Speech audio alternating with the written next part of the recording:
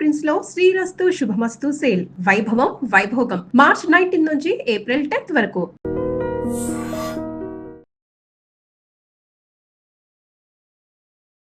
నమస్కారం, welcome to I dream. ధర్మ మార్గం విత్ విజిత కార్యక్రమానికి స్వాగతం.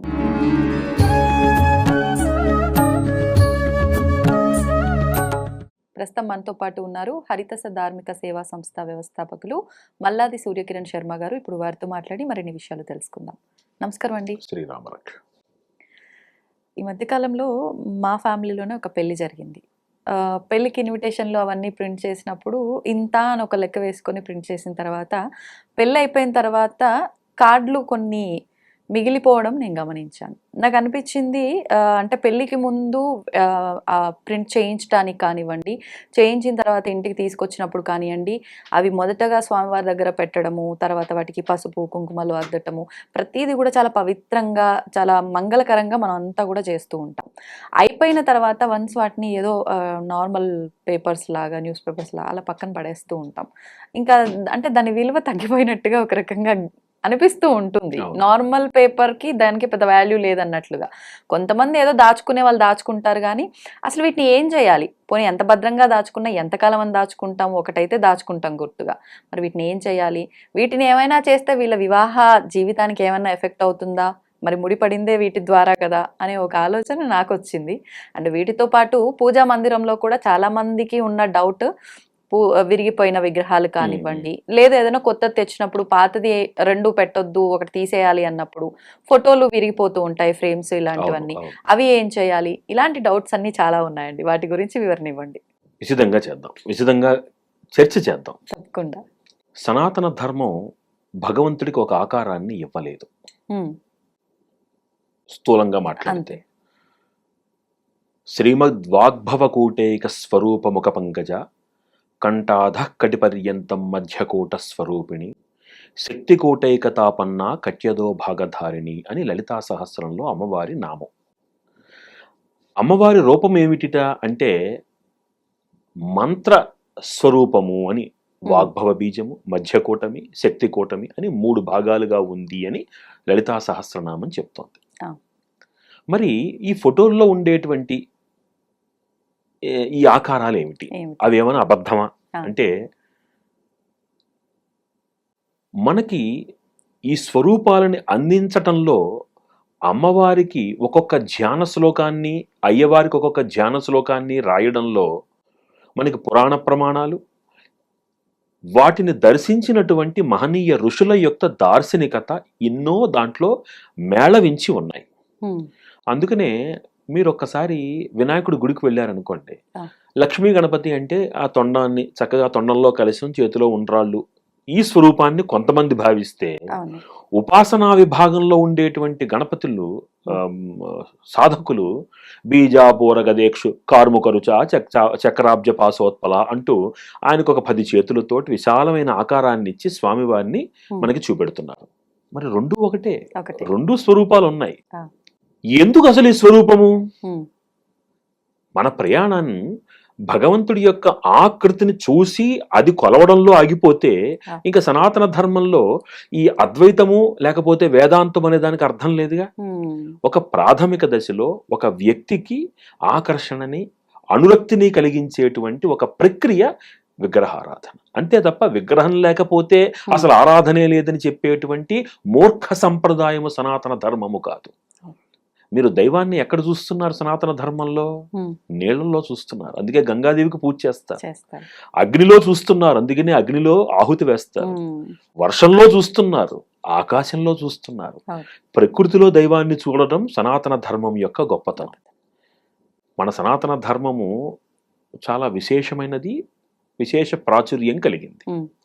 మరి మన ఇంట్లో ఉండేటువంటి విగ్రహాలని లేకపోతే మీరన్న ఫోటోలని, ఇప్పుడు మీరు అన్నటువంటి ఆ శుభలేఖలని కాదనలేంగా, అది ఉన్నది. మరి దానికి ఏమిటి? ఒక మార్గం ఏమిటి అంటే, మీ ప్రయాణాన్ని విగ్రహంలో చూసి ఆపేయకండి. అప్పుడు ఏమవుతుందంటే మీరు వెతుకుతూనే ఉంటారు. ఈ ఫలానా త్రిపురాంతకంలో అమ్మవారు బాలా త్రిపుర సుందరీ దేవిగా శక్తివంతమైంది, మరి అదే అమ్మవారు విజయవాడలో కనకదుర్గగా ప్రసిద్ధమైంది, మరి అదే అమ్మవారు వైష్ణోదేవిలో వైష్ణవి దేవిగా. అంటే ఎంతని తిరుగుతారు? అందుకనే భగవంతుడు ఎక్కడ ఉన్నాడు అంటే వేదం ఏం చెప్తోంది? అధో నిష్ట్యా వితస్త్యాంతే నాభ్యాం ఉపరి తిష్టతి. నీ గుండెల్లో ఉన్నాడు రా నాయనా అని చెప్పింది. సో మొట్టమొదటి విషయం ఏమిటి అంటే వీటినన్నింటి నుంచి బయటికి రావడానికి భగవంతుణ్ణి విగ్రహాలలో వెతుకుతూ మీ ప్రయాణాన్ని ఆపుకోకండి.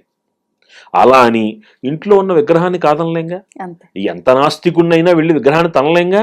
అవును. అంతటి కుసంస్కారం సనాతన ధర్మంలో ఉండదు. లేదు.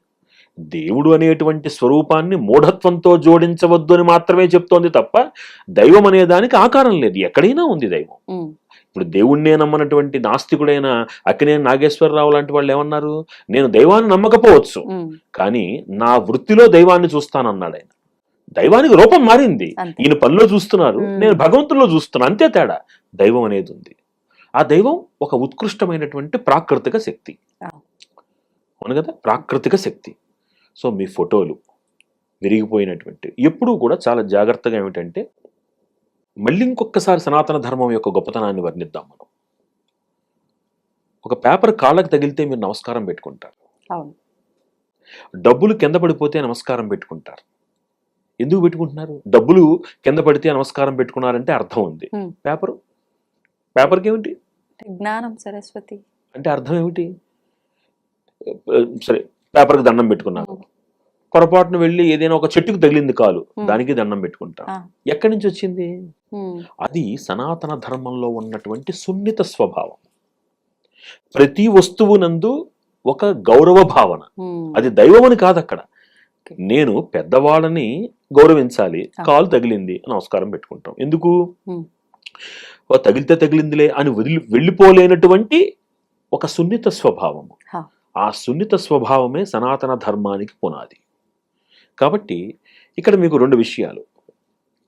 ఏదైనా ఒక విగ్రహం విరిగినా, లేకపోతే ఒక క్యాలెండర్ లాంటిది చిరిగినా, మీరు ఇప్పుడు బ్యాచిలర్స్ ఉంటారు, వాళ్ళు విగ్రహాలు పెట్టుకోలేరు, క్యాలెండర్లు పెట్టుకుంటారు. అప్పుడు ఆ క్యాలెండర్ చిరిగింది. అలాంటి ఛేదమైనటువంటివి, ఛిద్రమైనటువంటివి పూజకి పనికిరావు. మొట్టమొదటి విషయం అంటే ఏ చిన్న డ్యామేజ్ వచ్చినా అది పూజకి అనర్హము. ఇది చాలా జాగ్రత్తగా గమనించాలి. ఎందుకు అది అనర్హము అంటే దాని యొక్క విశిష్ట ఆకారాన్ని కోల్పోయింది. అర్థమైందా మీకు? దాని యొక్క విశిష్ట ఆకారాన్ని కోల్పోయినప్పుడు అది దేనికి పనికిరాదు. ఇప్పుడు అది పనికిరాదు కాబట్టి ఒక వస్తువులా చూసి ఈ ఫ్లవర్ వాజ్ లాగా తీసుకెళ్ళి ఏదో ఒక మూలనేం పెట్టేలేను కదా. అంటే మరి అంతకాలం దాన్ని గౌరవభావంతో చూసాం కదా మనం. అలాంటి వస్తువుల్ని, అలాంటి పటాలని రెండు విధాలుగా మనం గౌరవంగా వాటికి ఒక విలువ ఇవ్వచ్చు. ఒకటి, ఎక్కడైనా ఒక హోమం జరుగుతోంది, ఎక్కడైనా ఒక యజ్ఞం జరుగుతోంది, వీటన్నింటినీ తీసుకుని వెళ్ళి ఆ యజ్ఞ భాగంలో వేసేయవచ్చు. దాంట్లో ఉండే మేకులు, ఇనప వస్తువులు తీసేసి ఈ పాత పటాలని వాటిని ఆ యజ్ఞ భాగంలో వేసేయచ్చు. ఇప్పుడు లోహపు విగ్రహాలు అవి ఉంటాయి. ఇప్పుడు మళ్ళీ ఇంకొక సెంటిమెంట్, అయ్యో చూస్తూ చూస్తూ దాన్ని ఏం కాల్చేస్తామండి కొంతమందికి అనిపించవచ్చు. అలాంటి వాళ్ళకి సమాధానం ఏమిటి అంటే, దాంట్లో ఉండే మేకుల్ని, ఇనప వస్తువులు, క్యాలెండర్లో ఇనప చువ్వలు ఉంటాయి, అవన్నీ తీసేసేయండి, మేకులు తీసేసేయండి. ప్లాస్టిక్ పదార్థాలు ఉంటే వాటిని తీసేసి ఆ పేపరు, ఆ పటాలు ఏదైనా ఒక జీవనదీ ప్రాంగణంలో వాటిని వదిలిపెట్టండి. అవి మీరు మేకులతో వేశారనుకోండి, ఎవరైనా దిగినప్పుడు కాళ్ళలో గుచ్చుకుంటాయి. అంతే. జలానికి ఉన్న ప్రాముఖ్యత ఏంటంటే దానిలో ఉండేటువంటి సారాన్ని గ్రహించి నిక్షిప్తం చేసేసుకుంటుంది. అగ్నికి ఉన్న పేరు ఏమిటి అంటే సర్వభక్షకుడు అని పేరు. ఆయన దేంట్లో వేసినా అది ఆవిర్భాగం అయిపోతుంది. మీరు మామూలుగా భోగి మంటల్లో వేసి కాల్చేసే పద్ధతి ఒకటైతే, కాస్త పుణ్యప్రదమైనటువంటి దైవిక కార్యక్రమంలో వేసేస్తే మీకు తృప్తి. నా ఇంట్లో పట్టం దేవుళ్ళో ఆ యజ్ఞానికి హవిస్సుగా వాడారు, లేదంటే దాంట్లో ఒక సమిధిగా వాడారు, మీకు తృప్తి ఉంటుంది. లేదు, అది కాలిపోతుంటే చూడలేము, పర్వాలేదు, ఏమి ఇబ్బంది లేదు, చక్కగా తీసుకెళ్లి జీవనదీ ప్రాంగణంలో కలపండి.